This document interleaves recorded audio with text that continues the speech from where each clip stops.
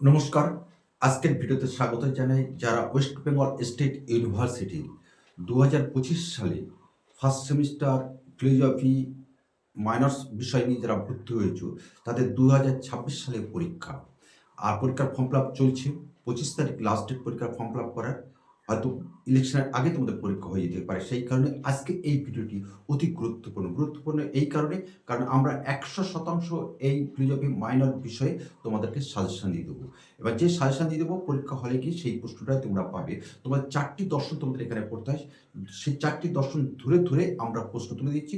পরীক্ষা হলে গিয়ে ঠিক এই প্রশ্নগুলি তোমার দাগ অনুসারে পেয়ে যাবে।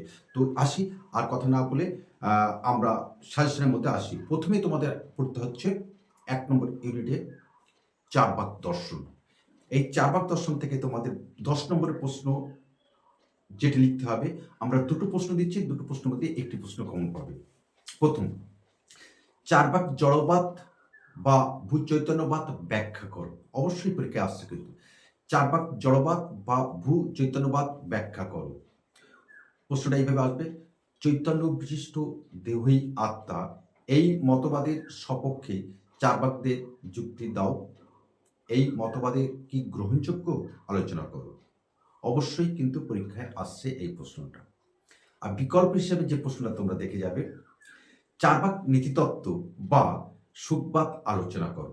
চার্বাক নীতিতত্ত্ব বা সুখবাদ আলোচনা করো।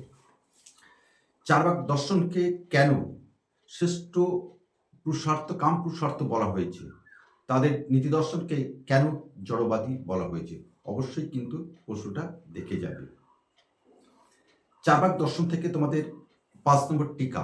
তোমরা অনেকে অভিযোগ করে টিকা আসে না, আমরা বলে দিচ্ছি টিকা অবশ্যই তোমাদের আসবে। চার্বাক মতে ব্যাপ্তিজ্ঞান কেন সম্ভব নয়। চার্বাক মতে কেন ব্যাপ্তিজ্ঞান সম্ভব নয়, অনুমান খণ্ডনে চার্বাকদের যুক্তিগুলি লেখো। আর চার্বাক দেহত্ববাদ তো আমরা আগেই বলে দিয়েছি।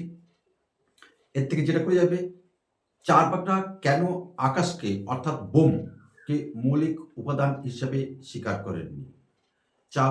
চার্বাকরা কেন আকাশকে অর্থাৎ বোমকে মৌলিক উপাদান হিসাবে স্বীকার করেননি।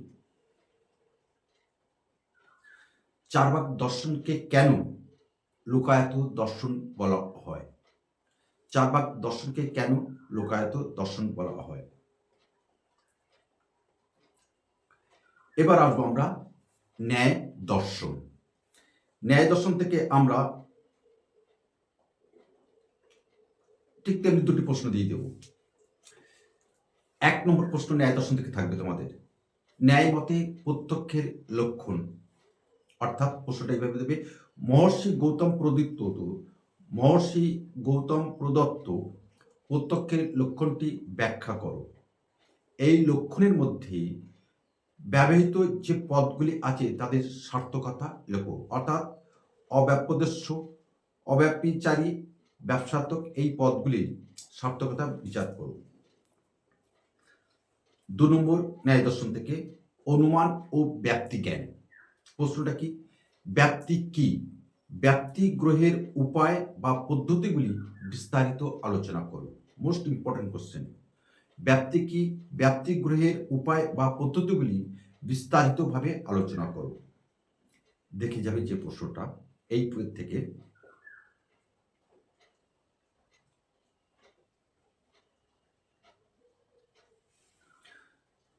স্বার্থ অনুমান ও পরার্থ অনুমান। স্বার্থ অনুমান, পরার্থ অনুমান, অবশ্যই কিন্তু মোস্ট ইম্পর্টেন্ট এই প্রশ্নটা। স্বার্থ অনুমান ও পরার্থ অনুমানের পার্থক্য লেখো। পরার্থ অনুমানের ৫টি অবয়ব উদাহরণ সহ ব্যাখ্যা করো। পরার্থ মানের ৫টি অবয়ব উদাহরণ সহ ব্যাখ্যা করো। ৫ নম্বর প্রশ্ন টিকার জন্য, অর্থাৎ ২ দাগে আসবে। ১ দাগে তোমাদের শর্ট প্রশ্ন আসবে, ২ দাগে ৫ নম্বর প্রশ্ন আসবে, ৩ দাগে ১০ নম্বরের প্রশ্ন আসবে। এখানে আমরা যে প্রশ্নটি নির্বাচন করছি ন্যায় দর্শন থেকে, লৌকিক দর্শন, লৌকিক ও অলৌকিক সন্নিকর্ষ। লৌকিক ও অলৌকিক সন্নিকর্ষের মধ্যে মূল পার্থক্যগুলি লেখো। লৌকিক এবং অলৌকিক সন্নিকর্ষের মধ্যে পার্থক্যগুলি লেখো। ২, অনুমিতির লক্ষণ। অর্থাৎ অনুমিতি কাকে বলে, পক্ষ, সাধ্য ও হেতু এই তিনটি পদের স্বরূপ ব্যাখ্যা করো। পরামর্শ। পরামর্শ কাকে বলে? ব্যক্তি বিশিষ্ট পক্ষ ধর্মতা জ্ঞানী পরামর্শ। ব্যক্তি বিশিষ্ট পক্ষ ধর্ম ব্যক্তি বিশিষ্ট পক্ষ ধর্মতা জ্ঞানী পরামর্শ। উক্তিটির তাৎপর্য বুঝিয়ে দেব। শব্দ প্রমাণ। ন্যায় মতে আপ্তবাক্য বা শব্দ প্রমাণের স্বরূপ ব্যাখ্যা করো।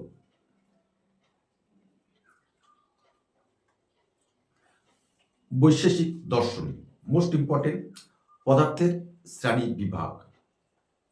বৈশেষিক সম্মত পদার্থ শব্দের অর্থ কি? বৈশেষিকগণ যে 7টি পদার্থ স্বীকার করেছেন তাদের সংক্ষিপ্ত পরিচয় দাও। 2, মোস্ট ইম্পর্টেন্ট আসবেই অভাব পদার্থ। প্রশ্নটা এইভাবে আসবে, অভাব বৈশেষিক দর্শন মতে অভাব কাকে বলে? অভাবের বিভিন্ন প্রকারভেদগুলি উদাহরণ সহ আলোচনা করো। দেখে যাবে যে প্রশ্নটা বৈশেষিক দর্শন থেকে। দ্রব্য পদার্থ অর্থাৎ বৈশেষিক মতে দ্রব্যের লক্ষণ দাও। 9টি দ্রব্যের সংক্ষিপ্ত পরিচয় দাও। ন্যায় মতে যে বৈশেষিক দর্শনে যে 9টি দ্রব্য স্বীকার করা হয়েছে তার সংক্ষিপ্ত বিবরণ দিতে হবে।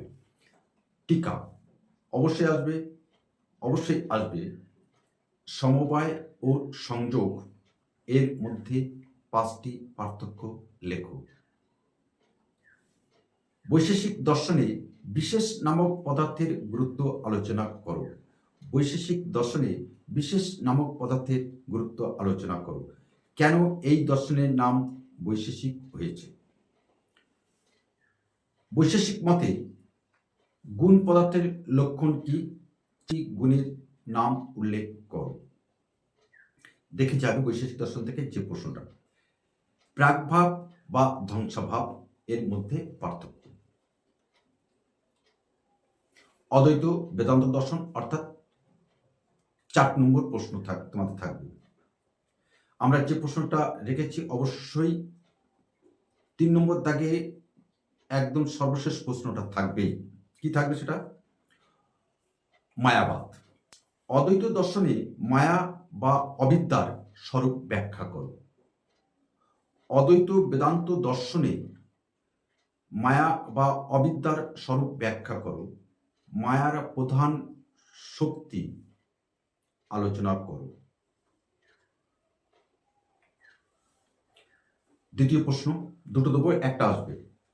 অদ্বৈত বেদান্ত দর্শন মতে মোক্ষ বা মুক্তি। মোক্ষ বলতে কি বোঝো? অদ্বৈত বেদান্ত মতে জীবন মুক্তি ও বিদেহ মুক্তির মধ্যে পার্থক্য লেখো। এবার এর থেকে 5 নম্বর প্রশ্ন।